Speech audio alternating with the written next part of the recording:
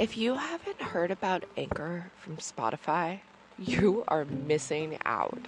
It is the easiest way to make a podcast, with everything you need all in one place. Let me explain. Anchor has tools that allow you to record and edit your podcast right from your phone or computer. Me and Casey over here at Bicoastal Crime use Anchor to edit our podcast on the go all the time. I ride public transit and I'm always there on the bus editing. And Anchor makes that so easy. When hosting on Anchor, you can also distribute your podcast on listening platforms like Spotify, Apple Podcast, and more. It's everything you need to make a podcast in one place. And best of all, Anchor is totally free. Download the Anchor app or go to anchor.fm to get started. This podcast contains content not suitable for all listeners or ages. Please use discretion when you are choosing to listen to this and be mindful of the little ears around you.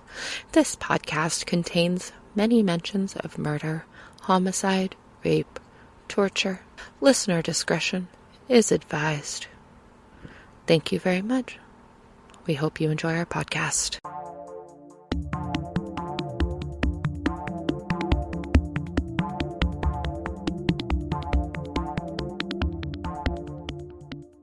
Hey, everybody. Welcome back to Bicoastal Crime. I'm Carmen. And I'm Casey. And as usual, we're so happy you're here. And for once, to talk about during an intro. Tell me. But before we do that, I do want to comment on the Ukraine situation and just say our hearts are really with Ukraine right now. Yes. Our thoughts and prayers. If you are looking for a great way to donate to get money directly into the hands of Ukrainian citizens to really help with funds that would directly get them out of the situation, help get them to, what am I trying to say? Poland? Refuge, yes. Refuge. My brain just kept going, refugees. And I'm like, so if you would like to donate money to the Ukrainian situation and have it go directly to the Ukrainian people, Airbnb actually is waiving all their Airbnb fees, and the money goes directly to the people. So go book a week in awesome. Ukrainian. Go book a week in Kiev right now. Go anywhere in Ukraine. The money is going directly to them, and it's awesome. Really cool. I booked a week. Go do it, people. We'll drop a link. We'll stick it on our Instagram, and we'll make sure to keep posting about that because this is a big deal. And for the record, fuck you, Vladimir Putin. Big ol' fuck you. And yeah. So I am in Portland. We are recording on the go today. Normally, Casey and I record at our houses, and we have our own little bubbles because we don't deal with change well. No, we do not. But I had a perilous journey today of many hours. I know. I feel like you've been on the go for, ever. I've been up since 5 a.m., and I've been traveling since 8 a.m., and it is 14:18 here, so it's 2:18 here. Mm-hmm. And that was to travel the distance that if I had a vehicle would only take me 2 hours. Oh, but man. Yeah, it's been a long day. But I am here with my bestie Micah, and she is here. Say hi. Hi. Yeah, Micah gets to see how the magic happens. I'm so excited to be here. We're gonna probably get really stoned and do some stupid shit, need a ton of ice cream. We're fucking stoked. What are you doing, Case? Why not? Yeah. What's going on over there? What am I doing tonight? Probably nothing. Probably watching Hell's Kitchen, honestly. Dave and I are on a Hell's Kitchen kick. As you should be. Like, I am Gordon fucking Ramsay now when I'm cooking. He's also Gordon fucking Ramsay when he's eating my food. Yeah. He'll be like, it's fucking raw. It's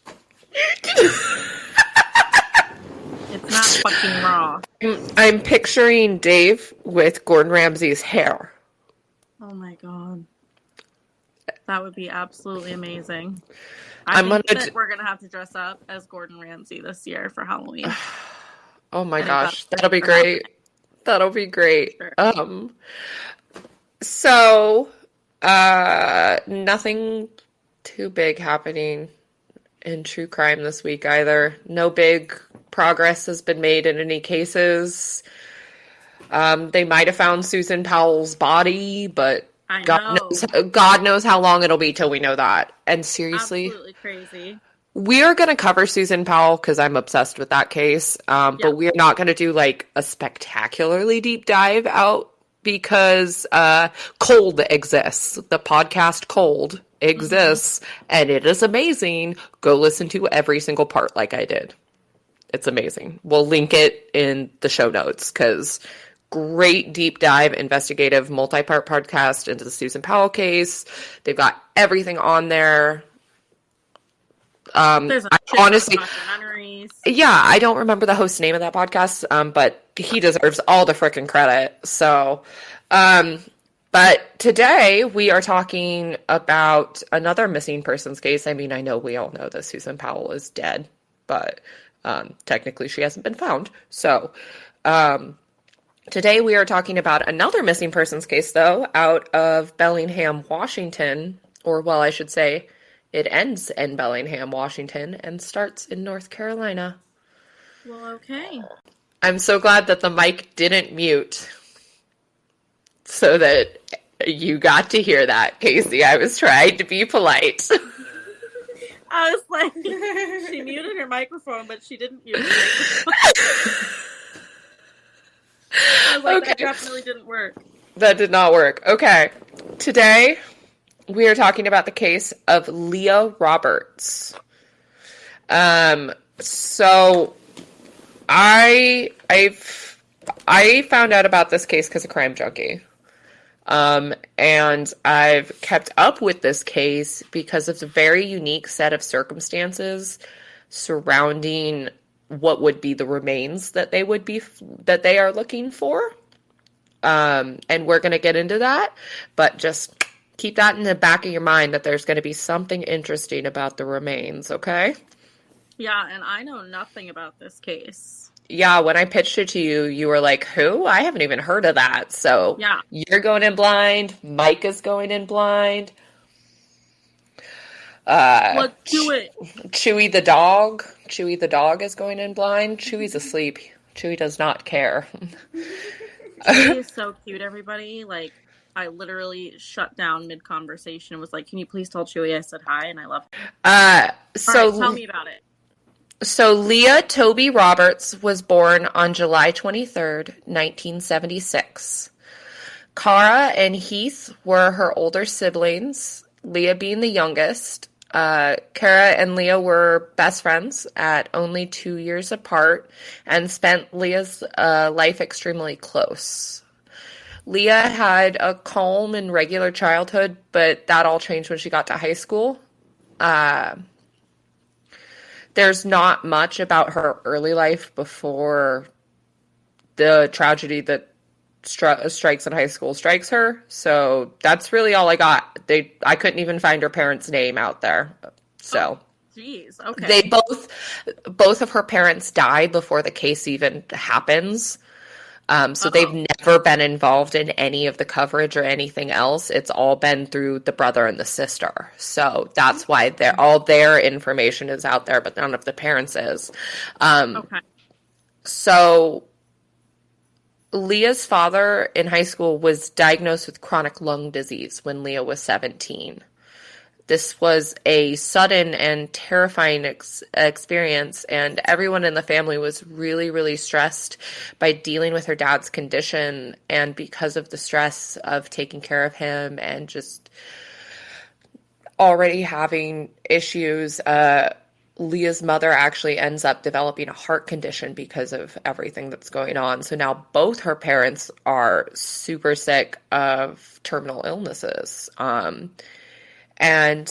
her dad's worse, and the mom kind of gets stable, and so they like worry about the mom a little less, and they start worrying about the dad more, and then it's apparently under control and monitored by a doctor. And then some time passes, both parents are sick, the family's stressed, and then Leah is a sophomore at North Carolina State University when her mom unexpectedly dies from the heart disease.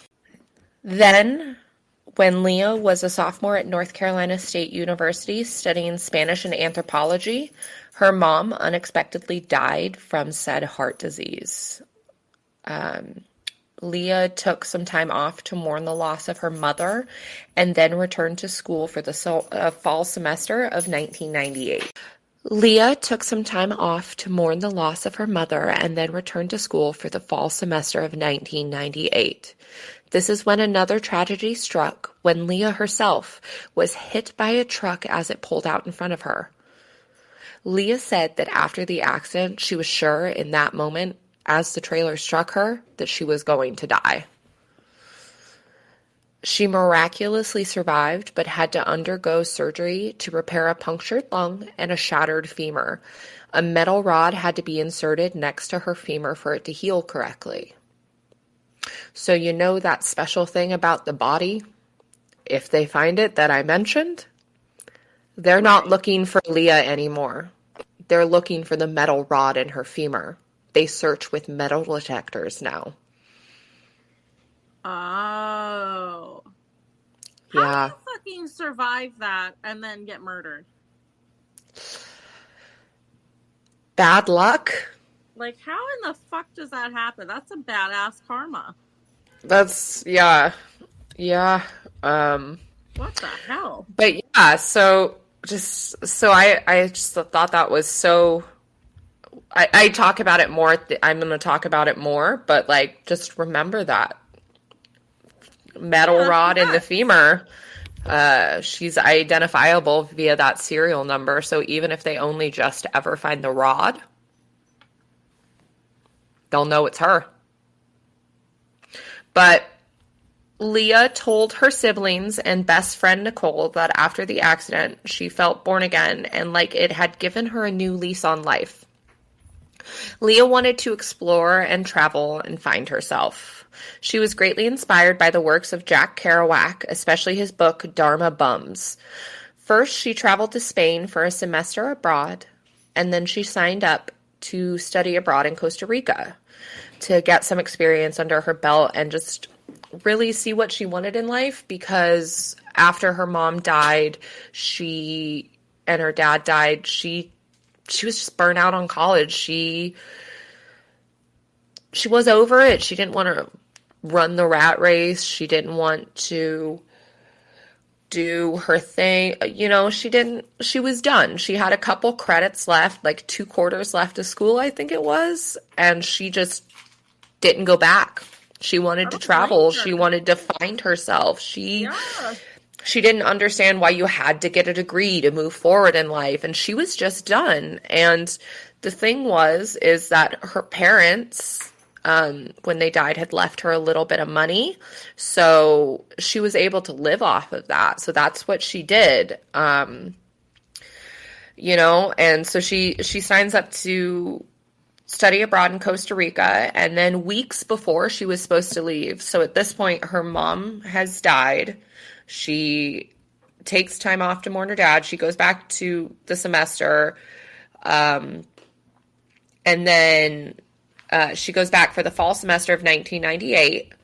And then she goes to Spain to travel. She's about to go to Costa Rica. And then 3 weeks before she's supposed to leave, her dad dies. This poor girl. Yeah. Leah and her siblings left once again mourning the loss of a parent, this time orphans. Leah decided to go to Costa Rica